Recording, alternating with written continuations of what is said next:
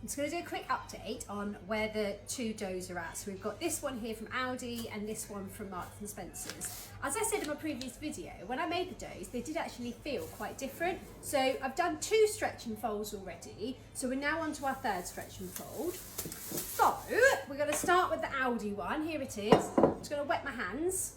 When dealing with dough, it is really handy to have wet hands because it just doesn't stick as much. So we're going to go in and do 4 stretch and folds with the Aldi one. So it is quite sticky.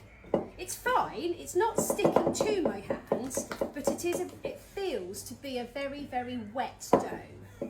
And that's how it felt. So as I'm doing the stretch and folds, I can feel it actually, like, if you can see, it like sticks to the bowl. So it's just a very, very like wet dough, even though these are completely the same recipe. I'm just going to wash my hands and get ready for the next one.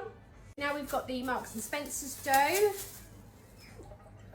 This one has actually now gone sticky. This is, to be honest with you, this is weird. This one feels more like Play-Doh. Well, that's strange. So the consistency of this one, yeah, can you, like, if I show, after the stretch and folds on that one, the dough completely stuck to the bowl. And you could see it was like web on the bowl.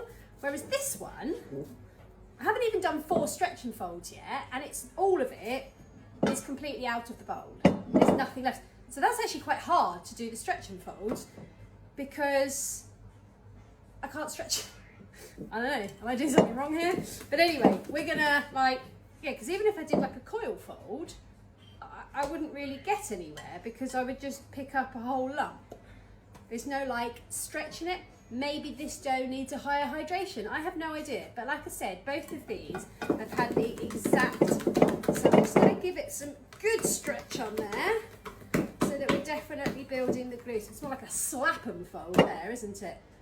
And I've got hardly anything left on my hands from that one. So again, I'll show you the bowl. If I lift it, like nothing's sticking to the bowl. So completely different. More different than I thought that they would be.